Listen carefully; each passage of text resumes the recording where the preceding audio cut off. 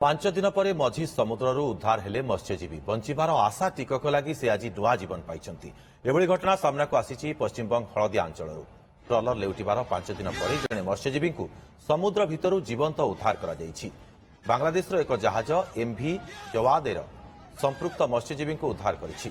ଆଉ ଇଏ ସେହି ଉଦ୍ଧାର ସମୟର ଦୃଶ୍ୟ। ସମୁଦ୍ରରେ ଭାସୁଥିବା ବେଳେ ତାଙ୍କୁ ଲାଇଫ୍ ଜ୍ୟାକେଟ୍ ପିନ୍ଧାଇ ଏକ କ୍ରେନ୍ ସାହାଯ୍ୟରେ ଉଦ୍ଧାର କରାଯାଇଛି। ଉଦ୍ଧାର ମତ୍ସ୍ୟଜୀବୀଙ୍କ ନାଁ ରବୀନ୍ଦ୍ରନାଥ ଦାସ। ତାଙ୍କ ଘର ଦକ୍ଷିଣ 24 ପ୍ରଗଣା ଅଞ୍ଚଳରେ। ଗତ 8 ଦିନ ତଳେ ସେ ଏବଂ ତାଙ୍କର 15 ଜଣ ସାଥୀ ଏକ ଟ୍ରଲର ଯୋଗେ ସମୁଦ୍ରକୁ ମାଛ ଧରିବାକୁ ଯାଇଥିଲେ। ମାତ୍ର ଏକ ସାମୁଦ୍ରିକ ଝଡ଼ରେ ଟ୍ରଲର ଲେଉଟିବା ପରେ ସମସ୍ତେ ଏଣେତେଣେ ଭାସି ଯାଇଥିଲେ। ଟ୍ରଲର ବୁଡ଼ିଯିବା ପରେ ରବୀନ୍ଦ୍ର ମଧ୍ୟ ମଝି ସମୁଦ୍ରରେ ପହଁରିବାକୁ ଲାଗିଥିଲେ। ପରେ ନିଜ ପକେଟରେ ଥିବା ଲାଇଫ୍ ଏକ ଜ୍ୟାକେଟ୍ ପିନ୍ଧି ସେ ସମୁଦ୍ରରେ ଭାସିବାକୁ ଲାଗିଥିଲେ। ଘଣ୍ଟା ପରେ ଘଣ୍ଟା, ଦିନ ପରେ ଦିନ ବିତି ଚାଲିଥିଲା। ଅଖିଆ ଅପିଆ ସମୁଦ୍ର ମଧ୍ୟରେ ସେ ଭାସୁଥିଲେ। ଆଉ ବର୍ଷା ହେଲେ ଉପରକୁ ଅନାଇ ନିଜର ଶୋଷ ମେଣ୍ଟାଉଥିଲେ। ଆଶା ଥିଲା କେହି ନା କେହି ତାଙ୍କୁ ନିଶ୍ଚୟ ଉଦ୍ଧାର କରିବେ। ଆଉ ଶେଷରେ 5 ଦିନ ପରେ ତାଙ୍କର ଏ ଆଶା ପୂରଣ ହେଲା। ବାଂଲାଦେଶର ଏକ ଜାହାଜ ସମୁଦ୍ରରେ ଯାଉଥିବା ସମୟରେ ଜାହାଜର କ୍ୟାପ୍ଟେନଙ୍କ ନଜର ତାଙ୍କ ଉପରେ ପଡ଼ିଥିଲା। ପରେ ଜାହାଜ କର୍ମଚାରୀମାନେ ତାଙ୍କୁ ତୁରନ୍ତ ଉଦ୍ଧାର କରିଥିଲେ।